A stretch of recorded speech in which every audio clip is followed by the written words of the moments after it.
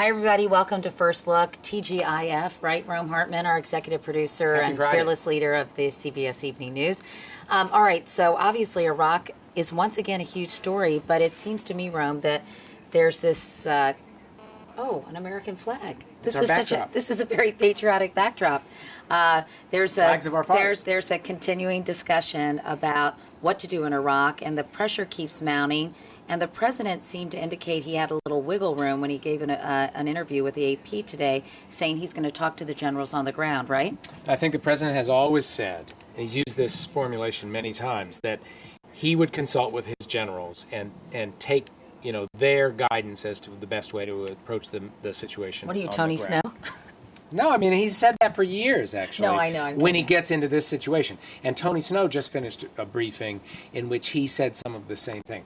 I think it's an atmosphere in which people are kind of on the lookout for a sign that the tactics may change. And I think that's why what the president said in an interview with the Associated Press is a little bit striking. Well, he also said that last week in a press conference. And I think, though, as it seems there's almost a daily chorus and a growing chorus of people, whether we're talking about James Baker or John Warner or General Caldwell, a spokesman for the U.S. military in Iraq, and Olympia Snow, and there have been several others who have said, wait a second, we really have to reevaluate the situation. So we'll be talking with Jim Axelrod about that tonight. And then Lara Logan's been embedded with some U.S. forces in Baghdad, right? Or no, is it in southern Iraq? Where is it? No, in Balad. In Balad. And Balad, was the scene of that horrible sectarian violence early in the week.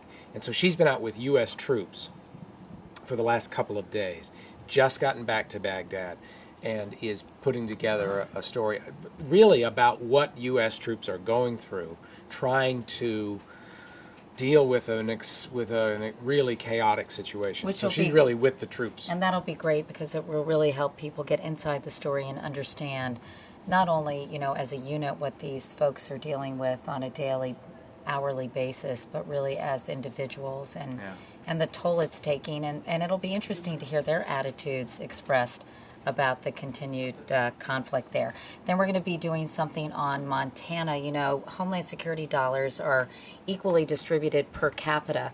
And so Armin Katay, our investigative reporter, went to Montana to find out how they're using those Homeland Security dollars. Anti-terrorism dollars. Right, for anti-terrorist efforts, and whether or not it's really appropriate to be this equitable. I guess that's what we're left to wonder, and he talks about. Does the funding match the threat state by state by state? Right, and New York, a lot of people in New York have been very upset that they didn't get enough. Right.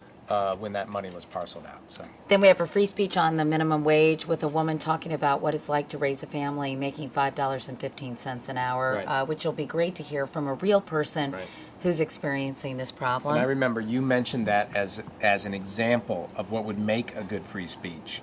Way back when we were first talking about it, before we even started, and something that I think it was your instinct to hear a voice from somebody who's really experienced what they're talking about. Was that an Attagirl? I think it was. Thank you. Now a very special addition to First Look. It's the Employee of the Week. Now it should have been Ana Real. Because she actually tracked down that priest yesterday in Malta. I mean, how Mondo Bizarro was that?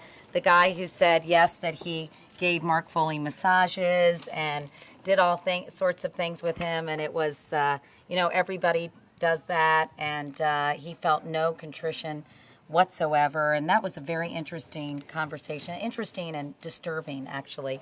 But the person who put that piece together is Mike Solmson. He is our Employee of the Week. Mike, I just want to say I really appreciate your efforts. You did a fantastic job. Tell me a little. It's the first time I've been the second choice. Well, no, you and Anna, you tied actually, but she's not here today. So anyway, you worked on the priest story. Right. The priest, Anthony Marchak.